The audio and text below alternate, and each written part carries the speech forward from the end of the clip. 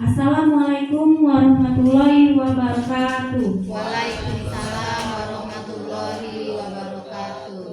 Yang terhormat Ibu Kepala Sekolah, yang saya hormati Bapak Ibu Guru beserta staf, peserta komunitas belajar sekolah SD Negeri 14 Prabumuli.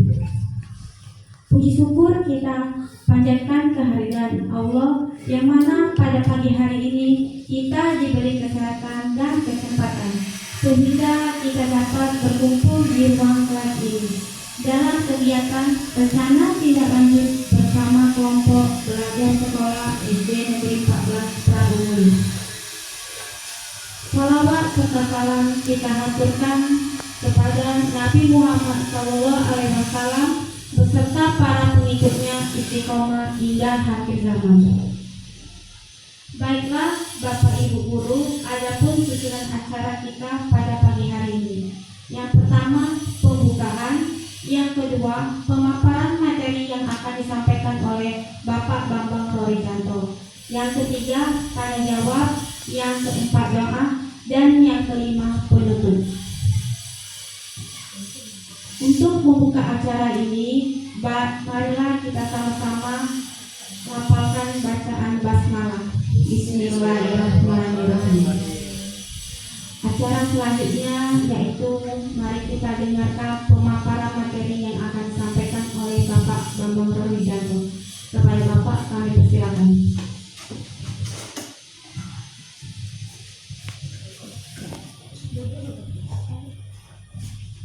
Bismillahirrahmanirrahim. Assalamualaikum warahmatullahi wabarakatuh. Yang terhormat Ibu Kepala Sekolah SD Negeri 14, Dewan Guru, serta staf TU. Pertama-tama marilah kita panjatkan puji syukur kehadirat Allah Subhanahu wa Ta'ala yang mana telah memberikan nikmat kesehatan kepada kita sehingga bisa melaksanakan acara pagi hari ini, yaitu tentang rencana tindak lanjut bersama kelompok belajar sekolah atau KBS SD Negeri 14, yang dalam hal ini saya kemarin telah mengikuti PKG PJOK. PKG itu peningkatan kemampuan guru, jadi guru itu diharapkan untuk belajar terus. Ya, biasanya yang guru itu adalah guru kelas, tapi sekarang guru olahraga juga sudah mulai diikutsertakan. Dulu PJOK itu selalu lambat dulu, guru kelas dulu baru guru PJOK. Sekarang alhamdulillah dari BGP, Balai Guru Penggerak Sumatera Selatan, sudah mengajak guru olahraga, malah didahulukan. Alhamdulillah. Adapun program kami kemarin itu penataran itu selama 3 bulan. 3 bulan. Waduh, tugas terus dari tatap maya, kemudian pertemuan langsung, yaitu di SMK Negeri 1. SMK Negeri 1. Selama 7 hari. Alhamdulillah dari ilmu-ilmu yang didapat nanti bisa disampaikan atau ditularkan dan bisa diterapkan di sekolah kita. Baiklah, untuk rencana tindak lanjut yang saya pilih yaitu tentang outdoor bijak, yaitu materi tentang renang gaya bebas. Outdoor itu artinya kita melaksanakan pembelajaran di alam terbuka atau tidak di sekolah, yaitu di luar sekolahan. Mengapa kita memilih outdoor bijak, apa pendidikan di luar kelas? Karena anak-anak itu sudah bosan di dalam kelas untuk menghilangi kejenuhan, tingkat kejenuhan. Belajar terus-menerus di dalam kelas lama-lama akan menimbulkan kejenuhan atau stres, sehingga kebugaran kita itu akan menurun. Orang yang duduk terus tidak melakukan gerak, nanti tingkat kestresannya akan cepat. Makanya saya memilih yang lain. Kalau kawan-kawan itu mengambil di sekolah, apa programnya di sekolah terus, tapi saya sengaja di luar biar anak-anak itu rekreasi. Saya memilih yang lain daripada yang lain. Baiklah, kita akan memaparkan renang gaya bebas dengan metode project basic learning. Baikkan Pak. Yang bijak itu slogan tadi ya. Latar belakang. Indonesia adalah negara maritim, maka sebagian besar adalah wilayah laut atau perairan. Ya, Indonesia itu terdiri dari darat dan laut, sebagian besar wilayah perairan. Makanya kalau orang di wilayah laut tidak bisa berenang itu mustahil, ya. Terutama Prabu Muli ini sungai nggak ada, tapi adanya jauh-jauh. Makanya kita perlu dikembangkan berenang itu. Contohnya murid kita yang dulu di sini balik ke Palembang, tahu-tahu yang belum ke Sungai Musi langsung meninggal karena apa? Tidak bisa berenang. Baik.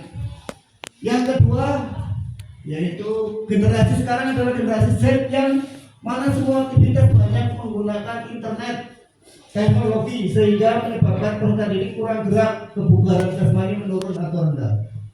Ya, seluruh kegiatan kita sekarang dikaitkan dengan internet. Kemudian segala gerak pakai motor, pakai mobil, tidak ada yang jalan kaki udah jarang. Ya kalau zaman dulu anak-anak itu ada yang bersepeda, terus berlari, bermain bola. Sekarang malah banyak main game. Ya kebanyakan anak kecil, bayi aja sudah main game. Makanya kebugaran kita menurun, nanti ada kolesterol, tubuhnya banyak kolesterol, masih kecil sudah kena kolesterol, kena diabetes dan sebagainya. Itu adalah karena kemajuan teknologi. Makanya kita imbangi dengan adanya program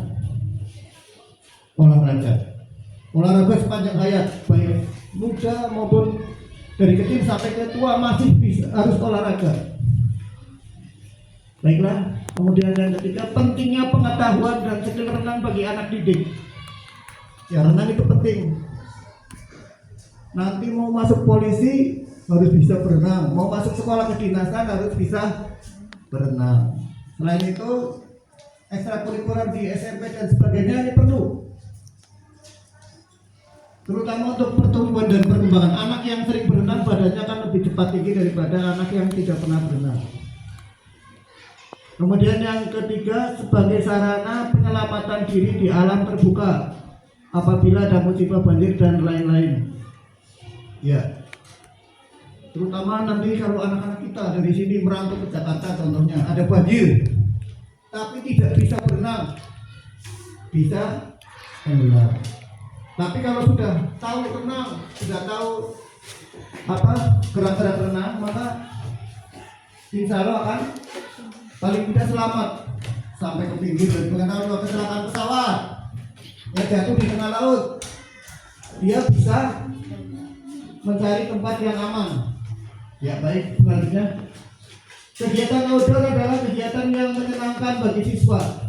Ya, menyenangkan karena keluar, anak-anak keluar itu kan senang-senang di sini aja. Anak-anak masih kepengen keluar sekolahan, maling-maling, tidak tahu guru, tahu keluar. Kadang diajak jalan itu termasuk outdoor juga, hiking dan sebagainya outdoor juga. Ya baiklah. Kemudian yang berikutnya adalah tujuan program. Tujuan program adalah satu, menumbuhkan rasa penyesuaian terhadap alam dan rasa syukur kepada Tuhan tentang keadaan alam Indonesia. Ya, dengan kita berjalan dari sekolah ke kolam renang, nanti di jalan kita melihat pemandangan dan sebagainya. Itu bisa dilakukan dengan jalan kaki boleh ataupun dengan naik kendaraan. Akan melihat, oh Prabu Muli itu situ. Ada juga yang tidak tahu ini jalan kebakaran, jalan kemana nggak tahu karena jalan keluar, maka diperlukan outdoor. Yang kedua, meningkatkan kebugaran dengan cara melakukan aktivitas renang secara rutin. Ya, dengan berenang secara rutin, kebugaran kita akan meningkat, kekuatan, kelenturan, daya tahan, kecepatan itu harus dilatih. Orang yang tidak pernah berenang menges, ya, baru berenang sebentar menges. Tapi kalau kita sering berenang, berjalan jauh nanti akan sehat juga. Ya, intensitas latihannya juga akan dilatih juga. Yang ketiga, memiliki pengetahuan dan keterampilan tentang renang. Memiliki pengetahuan. Jadi tujuannya memiliki pengetahuan. Tahu renang itu terdiri dari apa saja. Gaya bebas, gaya dada, gaya punggung, dan gaya kupu-kupu. Kalau tidak tahu sama sekali, maka kita akan buta. Murid-murid kita akan buta. Ditanya nanti pas SMP ada teori, tidak tahu tentang gaya renang. Dari sekolah mana? Waduh, kita akan malu juga. Ya. Selanjutnya, terbiasa bekerja sama dengan rekan sejawat. Nanti di dalam program ini kan ada diskusi anak-anak itu, karena ada proyeksi. Nanti diskusi membiasakan anak-anak untuk bekerja sama. Ya, dengan proyek ini nanti anak-anak dibagi kelompok akan diskusi. Ya, selanjutnya kita akan capaian yang diharapkan. Nah, ini yang pertama pengenalan ya.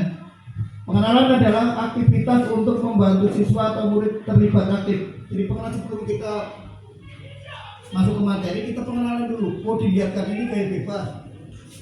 Langsung aja kita, kalau lebih bagus kan yang nyata. Jadi di bawah kepala teman ditampilkan kayak bebas, kayak ini, kayak itu. Bisa juga lewat video. Tapi lebih bagus yang nyata. Jadi praktek yang nyata. Setelah pengenalan dilanjutkan dengan eksplorasi. Eksplorasi itu menggali, yaitu siswa atau murid mencari informasi terkait topik tersebut. Ya. Jadi siswa itu disuruh diskusi. Oh, gaya bebas itu yang kayak apa? Kan tadi sudah dilihat di gambar atau peragaan. Nanti siswa itu menggali, baik melalui internet maupun pengamatan tadi, diskusi. Menggali gaya bebas, tangannya bagaimana, kakinya bagaimana, sikap tubuhnya bagaimana, itu akan digali oleh murid. Jadi murid ini harus yang aktif. Murid kita ini disuruh aktif.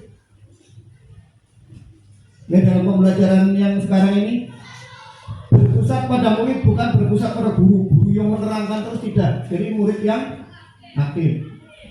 Di dalam KBM sekarang murid yang aktif, tidak guru yang aktif. Nanti dengan ini mungkin pandangan murid yang satu dengan yang lain akan berbeda dengan pengamatan dia. Kemudian proyek, aktivitas siswa murid merancang dan membuat produk sebagai hasil belajar. Setelah digali, maka murid itu akan membuat proyek. Oh, gaya bebas dilakukan sendiri. Oh, proyeknya kayak gini. Setelah tahu dari apa menggali tadi, murid bisa mempraktekkan atau memperagakan daripada hasil yang digali tadi. Kemudian akhir proyek. Nah, setelah dilihat hasil murid kayak gini, maka akan direview apa kekurangan dan apa yang sudah didapat. Ya, itu masalah capaian. Jadi capaian itu ada 4: pengenalan, eksplorasi, proyek, dan akhir proyek. Kemudian berikutnya,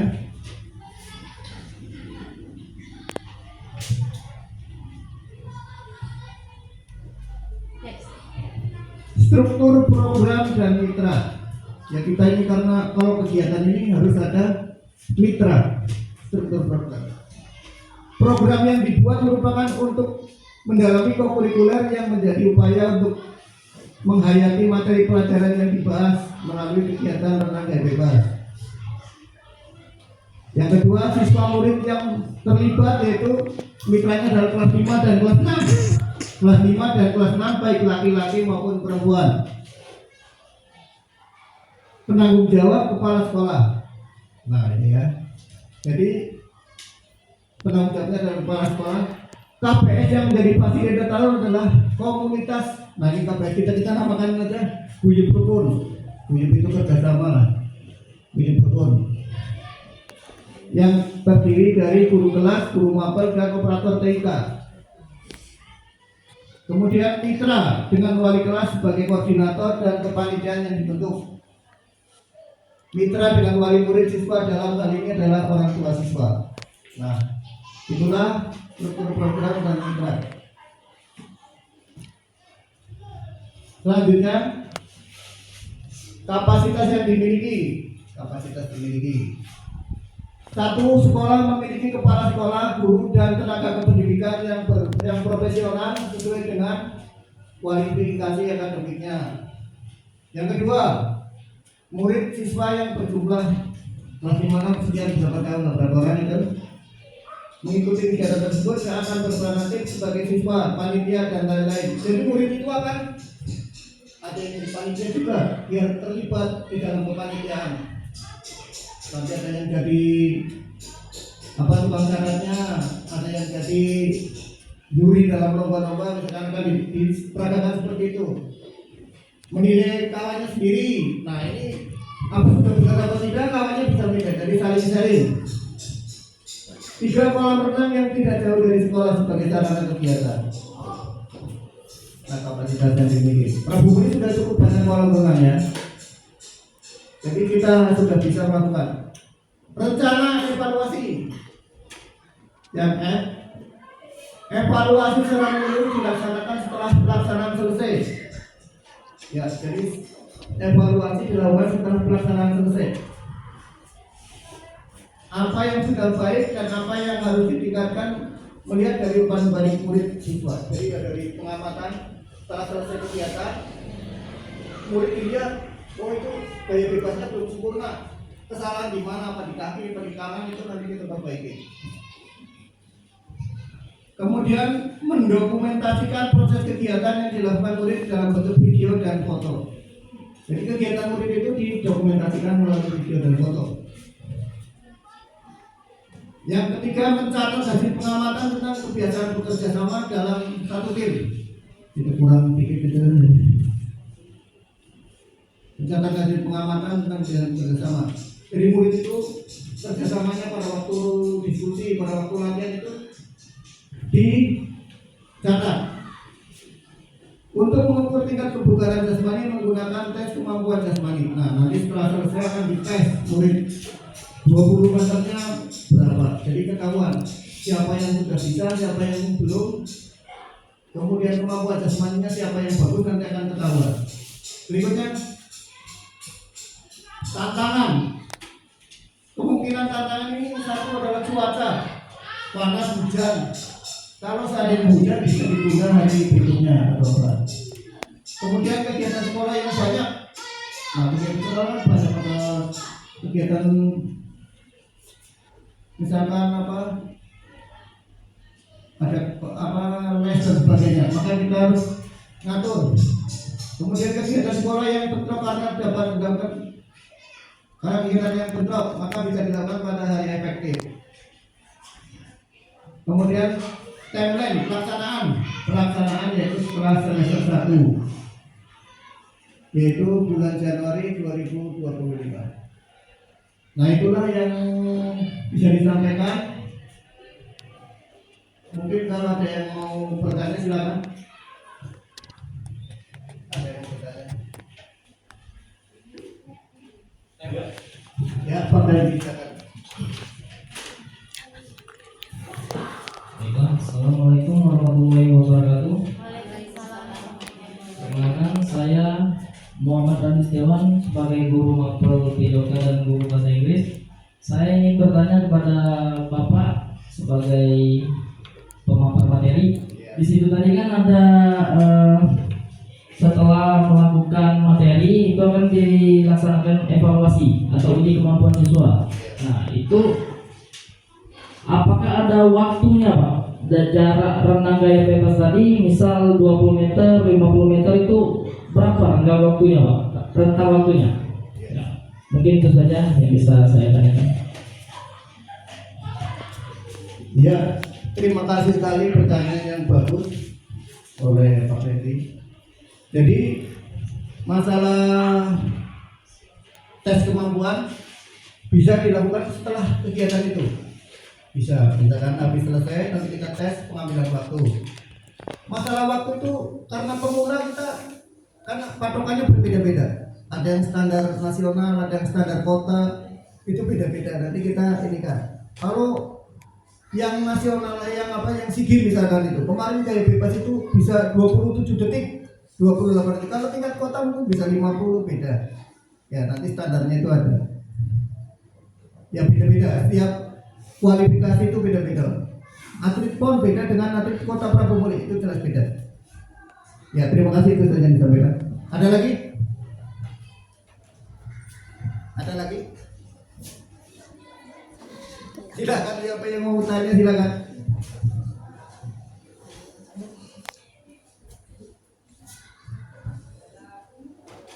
Nggak ada yang bertanya ya? Ya sudah. Oh itu saya rasa yang disampaikan. Mudah-mudahan apa yang bisa dipaparkan bisa terlaksana. Memang kendalanya itu banyak kalau masalah itu ya, satu cuaca, kemudian keadaan ekonomi anak dan sebagainya.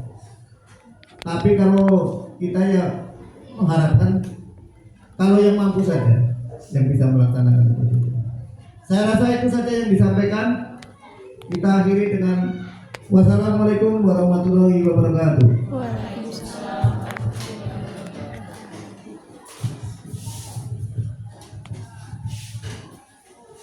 Terima kasih untuk Pak Bambang Ramajanto. Semoga materi yang Pak Bambang paparkan bermanfaat bagi kita semua. Acara selanjutnya yaitu doa yang akan disampaikan oleh Pak Randi Setiawan. Kepada Bapak kami persilakan.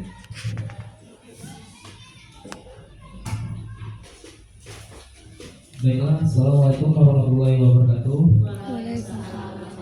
Dengan berakhirnya acara yang telah dipaparkan oleh Pak Bambang Ramajanto, sebaiknya kita akan melaksanakan doa. Bismillahirrahmanirrahim. Alhamdulillahirabbil alamin, arrahmanirrahim, maliki yaumiddin. Iyyaka na'budu wa iyyaka nasta'in. Ihdinas siratal mustaqim.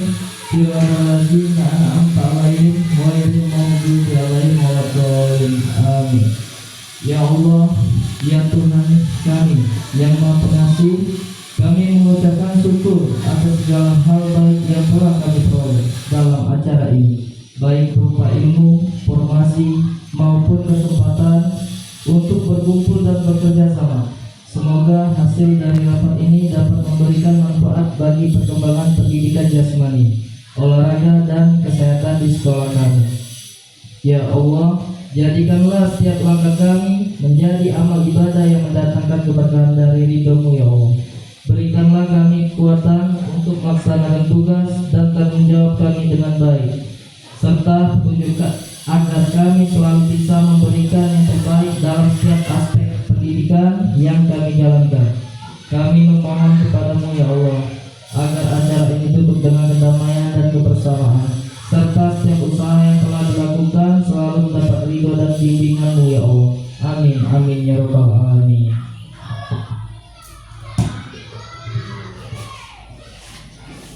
Sebelum kita tutup acara ini, marilah kita bersama-sama melafazkan lafaz hamdalah.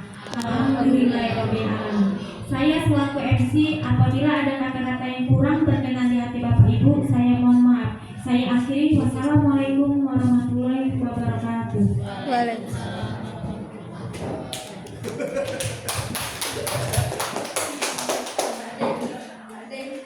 Ini Bapak ke sana tuh. Ini Bapak ke sana. 1996 enggak? Ke 1996. 1996 ya. Darat, Bro.